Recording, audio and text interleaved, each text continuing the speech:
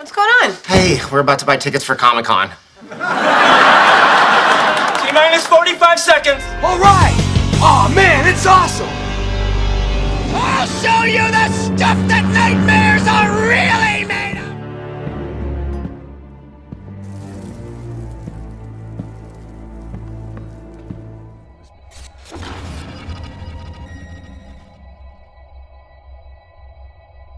Hey everybody, JC here, and welcome to a Wednesday edition of TNI News. And let's start off with some Yojo June news. So, as I told you guys yesterday, the G.I. Joe classified figures that went up for pre-order today, June 21st, were the Snow Serpent, the Cobra Snow Serpent, which is the deluxe figure. It's what I thought. I hadn't confirmed that yesterday, but I was pretty sure that was going to be the deluxe figure. And then the two mainline figures joining Tunnel Rat are the Low Light figure and the Grunt figure. So again, all three of those figures are now available for pre-order at places like our sponsors, Big Bad Toy Store and Entertainment Earth. Now, the Snow Serpent, it sold out already on Hasbro Pulse in just a few minutes, and it's also already sold out on Amazon, at least for now. But again, it is a general release. It's not like the Cobra Eels last week that were Amazon exclusives. The Snow Serpent is available everywhere, and last time I checked, it was still available, again, at places like sponsor Entertainment Earth and Big Bad Toy Store.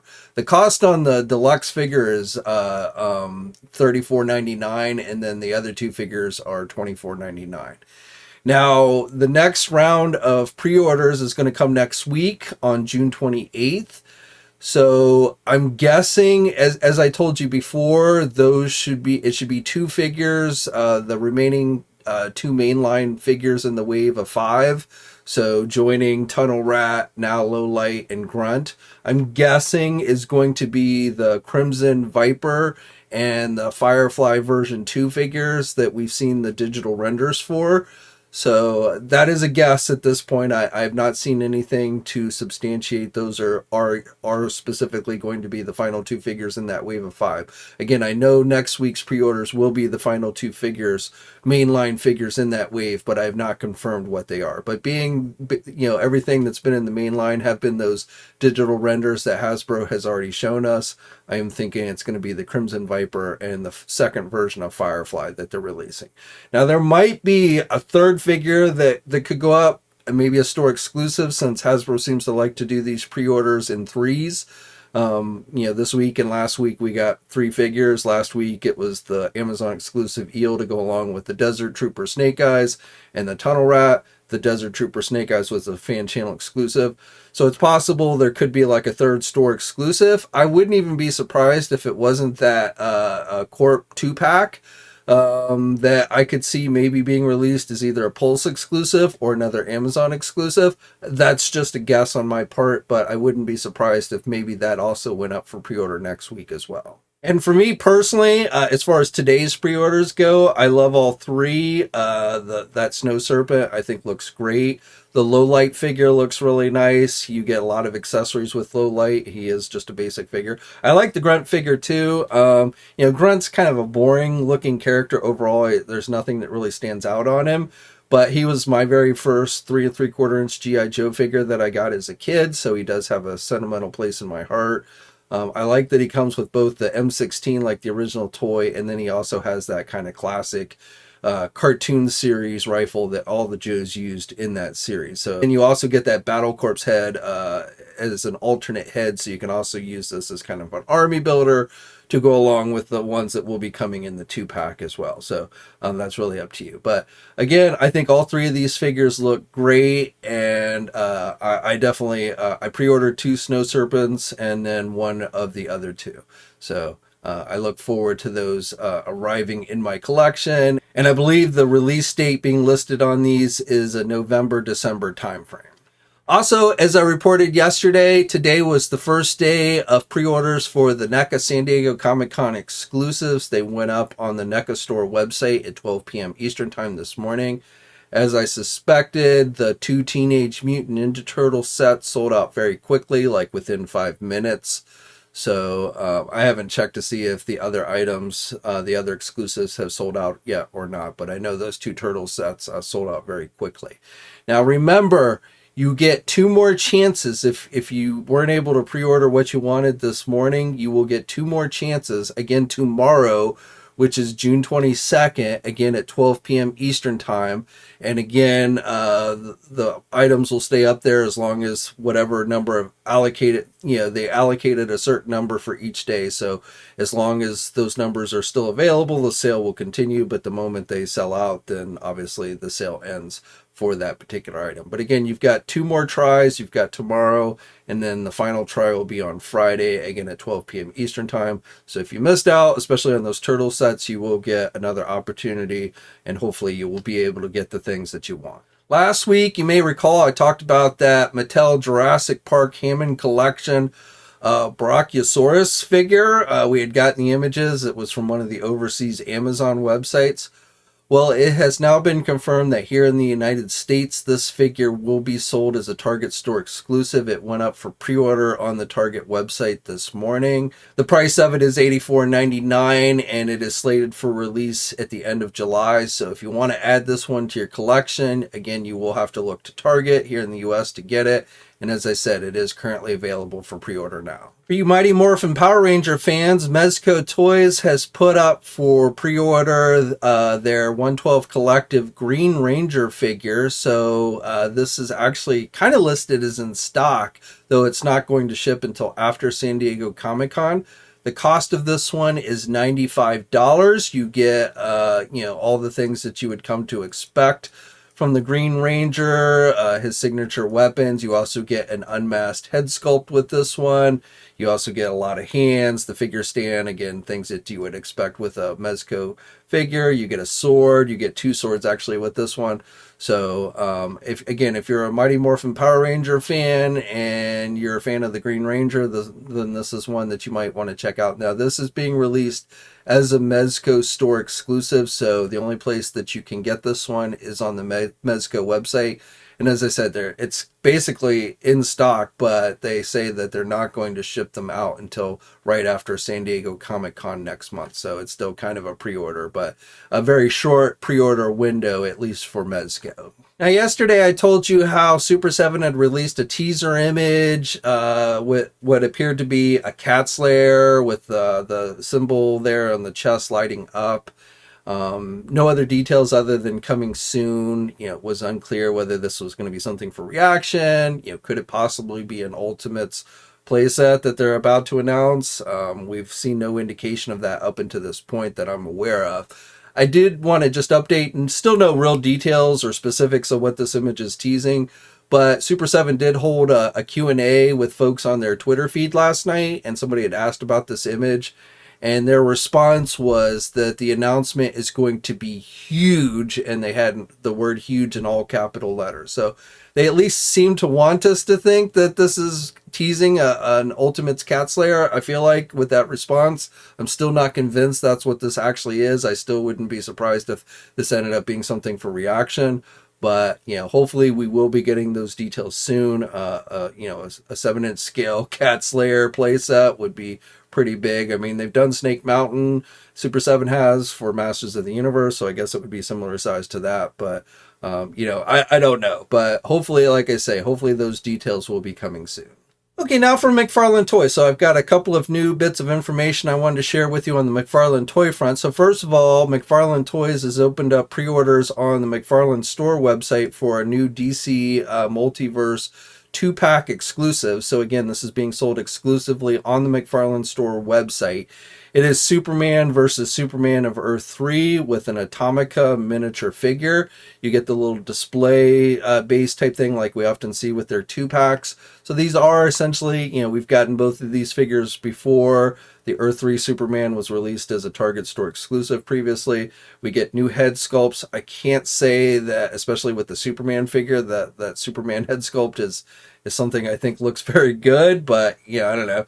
If this is something that interests you, again, it is available on the McFarlane store website. The cost of it is $39.99, and it is supposed to start shipping out to folks next month in July. McFarlane Toys also released these teaser images for the upcoming figures in their Diablo 4 action figure line. So we've talked about this before.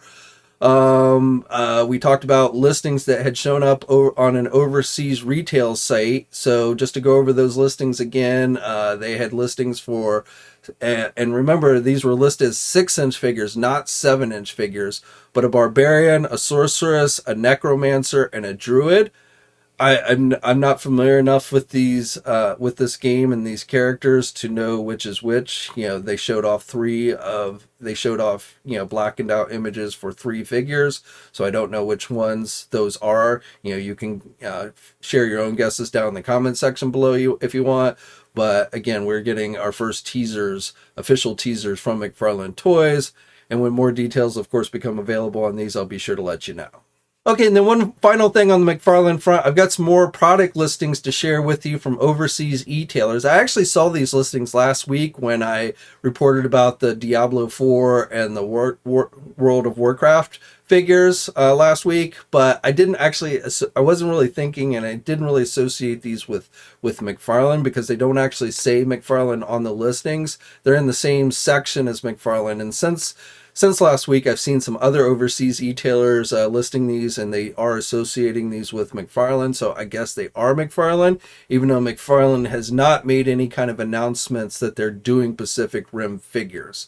And it definitely, to me, seems like a strange license for them to go at this stage, but, you know, they do have a pretty close relationship with Warner Brothers, so maybe that's why. I don't know.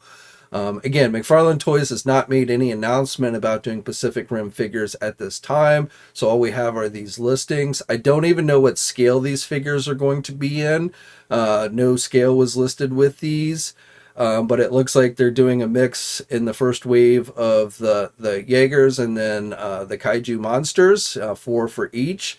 So a nice mix. I definitely think they could do McFarlane can do a really good job with the monsters, but, you know, I don't know. The Jaegers don't really seem like in McFarlane's typical ballpark, but I'm sure they could probably do a good job. You know, other companies, Diamond Select Toys has been fairly recently here been doing Pacific Rim figures.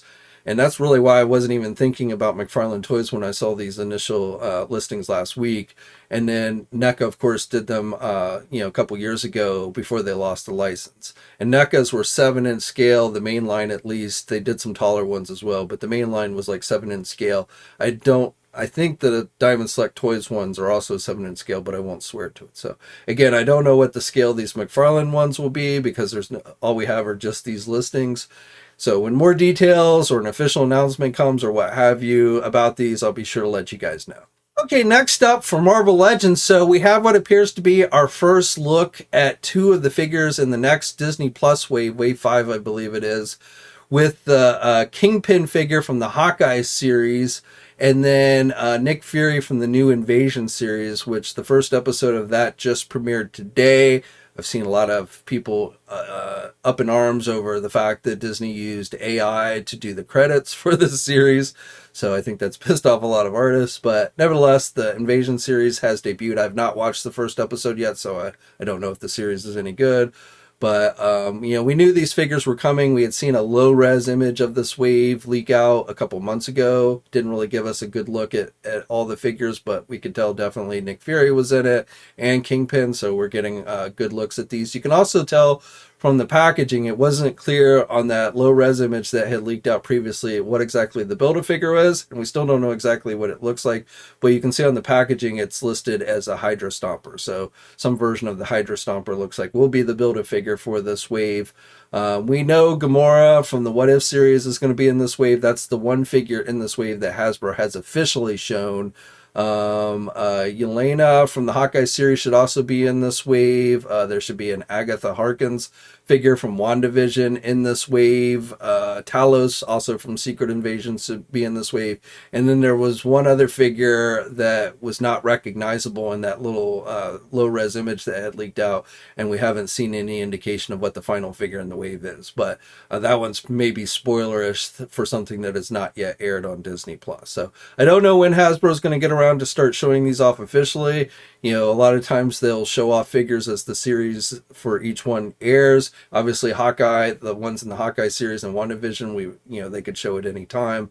And now that the Secret Invasion series has aired, they could probably start showing those too as well. But again, no idea when this wave will go up for pre-order or anything, but obviously somebody has these figures in hand. I don't know the original source of these images. They just popped up on Reddit.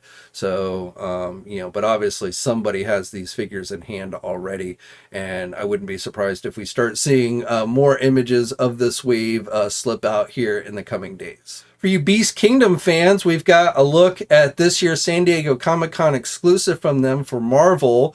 It is part of their DAH line, and it is a repaint of their Medieval Knight Spider-Man figure. The regular version you can get at places like our sponsor Big Bad Toy Store. This version is, obviously black and gold. So it is a variant of that. And again, this is going to be this year's San Diego Comic-Con exclusive, though I don't have specific details like will this be available online. I suspect it will, but I don't have those details. Or will you only be able to get it at the convention next month? So when I get more information on it, I'll be sure to let you guys know. Okay, and that brings me to my final bit today, which is more of an opinionated piece. I do have 2 pieces of information in this I wanted to share, all of which are related to San Diego Comic-Con, which of course takes place next month. So the first bit of news is that Marvel Studios has announced that they will not be attending and holding a Hall H panel this year. They will be there and have a booth, I think, in the Marvel Comics area, so they'll have some presence. But if you've ever been to Comic-Con, you know that the Hall H Marvel Studios panel, which usually takes place on Saturday night, is one of the most anticipated events of Comic-Con, and people would literally camp out for days just to be able to try and get into the convention hall for that Marvel panel. I've never really understood that myself, especially when you can usually watch most of the trailers and stuff online. But again, people literally would camp out for this thing. But this year, Marvel has announced that they will not be holding a Marvel Studios panel in Hall H. So if you're thinking about attending San Diego Comic-Con, just know that that is not going to be something that's going to be taking place this year. And there is a number of reasons for why. I think Marvel has just been moving away from San Diego more and more, especially as Disney has been trying to do their own convention with the D23. Also, the writer's strike is going on, so that's put a lot of the projects on hold.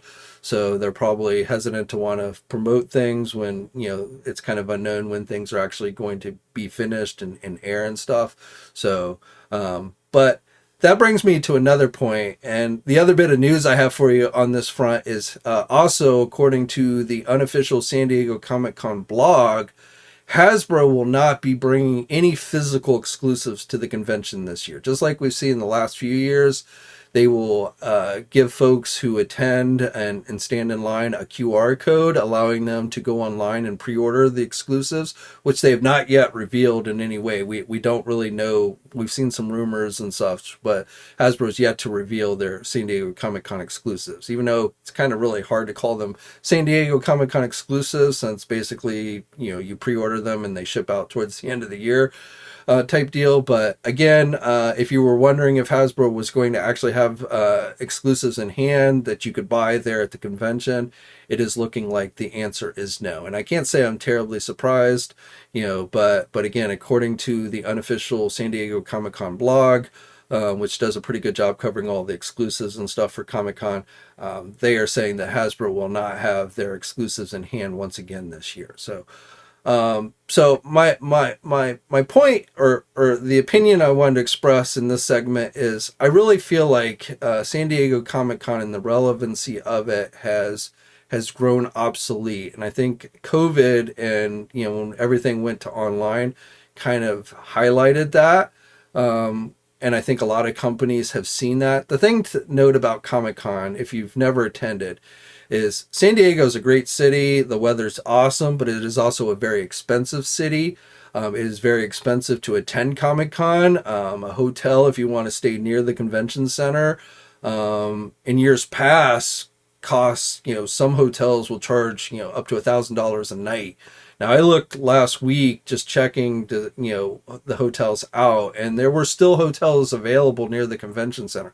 And that in its own right is very strange. That to me says that attendance with the convention must be down, because in years past before COVID, hotels would sell out within seconds of them opening up, the ability to book a room for the convention. Those hotels would go super fast, faster than a NECA, Teenage Mutant Ninja Turtles, San Diego Comic-Con exclusive. So, the fact that there were still hotels near the convention available, last week says to me that, just attendance, I think, since COVID has been down for the convention. And a lot of companies, I think more and more, especially with the, movie studios and stuff, are pulling back or pulling out of the convention, which, let's be honest, as cool as, I go for the action figures and stuff, and you guys watching probably are in a lot of ways tuned into the action figure stuff. But what really draws the people to the Comic-Con are the movie studios, being able to see celebrities, possibly getting a chance to get their autographs, things like that.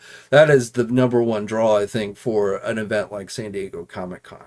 But I think studios are pulling back. I think, companies are pulling back, which is a good thing, because I feel like Comic-Con, leading up to COVID, had gotten so big and so bloated, and all you would end up doing is just standing in line and spending lots of money. So, if there's a pullback on Comic-Con, I think that's good. And I really think companies like Hasbro should start investigating, maybe attending smaller conventions. I've talked about PowerCon before, which takes place in August this year, and it's been taking place in Columbus, Ohio. I feel like, that is a toy-centric convention. They've got smaller toy companies coming, including McFarlane and NECA this year. I think something like that, if Hasbro wants to get out and meet and greet their fans personally, that's a good avenue for them to go to, because, it doesn't cost nearly as much for you guys to attend that convention than, say, like the overbloated San Diego, which is, again, in a very expensive city. Now, hands down, going to San Diego, it is a much nicer city than Columbus, Ohio. No offense to those of you that live in Ohio, but San Diego is a nicer city in general than Columbus. But again, Columbus is not nearly as expensive as San Diego. So, maybe in the future, Hasbro should think about, and other toy companies as well, should think about, maybe, no longer needing to go to Comic-Con. And honestly, as far as getting information out, their live streams reach far more people than, they're going to have a panel at San Diego this year for Marvel Legends and probably most of their other brands. But I guarantee you, because they're not live streaming those panels from the convention, as many people are not going to get the information, even with sites like mine covering it, and folks who attend live streaming, from their own phones and stuff, live streaming these things. People aren't going to be nearly as informed as if Hasbro just held a live stream, like they did during COVID and stuff. So I feel like if the goal is to inform people about products, online is going to reach a much wider audience than going to any convention. But I also understand, companies wanting to, kind of get out there and meet and greet their fans. And so that's where I think, maybe looking at smaller conventions going forward wouldn't be a bad idea. But to me, I just feel like Comic-Con itself, while I don't want to see it going away, it's a fun convention. And if it shrank a little bit and got rid of a lot of that bloated stuff where, the lines aren't out the door and stuff, it might even be a more enjoyable experience for people. But I feel like, there's definitely better avenues these days than something like a big giant mega convention like Comic-Con. But I'd love to hear your thoughts down in the comment section below. And that's it for today. Like this video if you're so inclined, and please think about subscribing if you're new to the channel and hitting the bell notification so you're alerted every time I upload a new video. If you feel the information in this video is relevant and possibly helpful to your fellow collectors, please feel free to share this video wherever you hang out on social media. Until next time, guys, I'll catch you later. Hey, thanks for watching today's video, and be sure to subscribe to the channel if you haven't already, and hit that bell notification so alerted every time I upload a new video. And be sure to head over to the Toy News International and Marvelous News message boards communities. It's a great place to talk toys and win cool contests like $100 store credits to Big Bad Toy Store. And remember, action figures are great.